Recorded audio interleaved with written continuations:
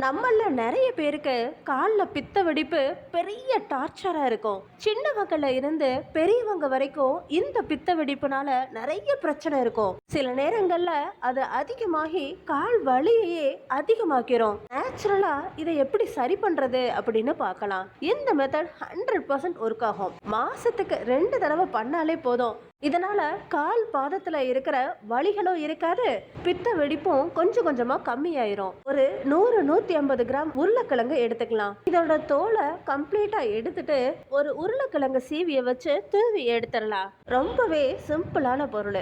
நம்ம வீட்டுல இருக்கிற பொருட்களை வச்சுதான் தயார் பண்றோம். நேச்சுரலாவும் இருக்கும். சீவன உருளைக்கிழங்க ஒரு மிக்சி ஜாருக்கு மாத்திரலாம். மிக்சி ஜாருக்கு மாத்திட்டு பேஸ்ட் பக்குவத்துக்கு அரைச்சுக்கோங்க.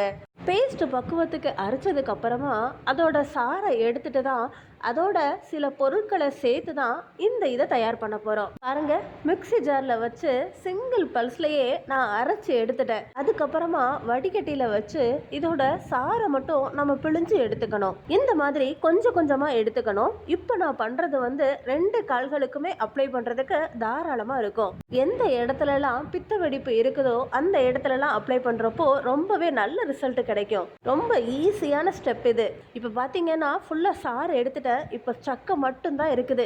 இதுல பாருங்க, இந்த அளவுக்கு நமக்கு சாறு கிடைச்சிருக்குது. எந்த அளவுக்கு சாறு இருக்குதோ அதே அளவுக்கு லெமன் ஜூஸையும் எடுத்துக்கோங்க. இது இப்போ ஒரு 20 ml அளவுக்கு இருக்குன்னா அதே அளவுக்கு எலுமிச்சம்பழ ஜூஸையும் நம்ம பிழிஞ்சு விட்டுறலாம். எலுமிச்சம்பழத்துல பாத்தீங்கன்னா சிட்ரிக் ஆசிட் இருக்குது. அதே உருளைக்கிழங்குல பாத்தீங்கன்னா சல்ஃபர் மற்றும் பாஸ்பர் இருக்குது. இது ரெண்டும் சேர்ந்து தான் அந்த மேஜிக் நடக்க போகுது. அடுத்ததா இதோட கல் உப்பை சேர்த்துக்கலாம். கல் உப்பு தான் சேர்க்கணும். இதில் நம்ம சால்ட் பயன்படுத்தக்கூடாது. கல் உப்புல இருக்க ஆன்டி ஆக்சிடென்ட் ரொம்பவே நமக்கு ஹெல்ப்ஃபுல்லாக இருக்கும். அடுத்ததா இதோட கொஞ்சம் புதினா சேர்த்துக்கோங்க.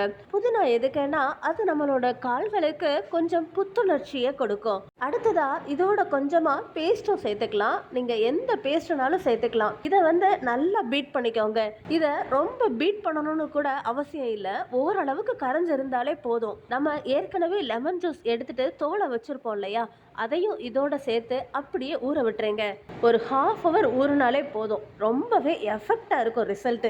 இதை வாரத்துக்கு 2 முறையோ இல்ல மாசத்துக்கு 2 முறையோ கூட தாராளமா ட்ரை பண்ணலாம். பாதத்துல இருக்கிற எல்லா அழுக்குகளுமே போய் பித்த வெடிப்பும் சரியாயிரும். நான் 100% இதை ட்ரை பண்ணிட்டு தான் உங்களுக்கு சொல்றேன். இந்த ப்ராசஸ் நீங்க ஸ்டார்ட் பண்றதுக்கு முன்னாடி உங்க பாதத்தை ஒரு வெதுவெதுப்பான தண்ணியில ஒரு 5 நிமிஷம் வச்சுட்டு அதுக்கப்புறமா ஸ்டார்ட் பண்ணுங்க. ஊற வச்சிருக்கிற எலுமிச்சம்பழத்தை எடுத்து இந்த மாதிரி அப்ளை பண்ணணும்.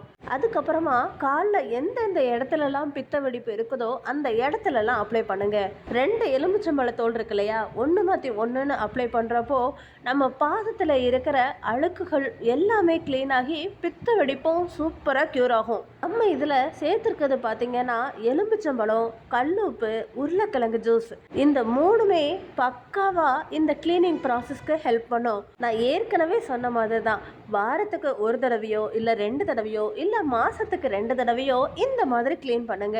கண்டிப்பா இந்த வீடியோ உங்களுக்கு ரொம்பவே ஹெல்ப்ஃபுல்லா இருக்கும். தொடர்ந்து நம்ம சேனலுக்கு ஆதரவு கொடுங்க. உங்க ஃப்ரெண்ட்ஸ் அண்ட் ஃபேமிலிக்கும் ஷேர் பண்ணுங்க. பாய். இன்னொரு வீடியோல சந்திக்கலாம்.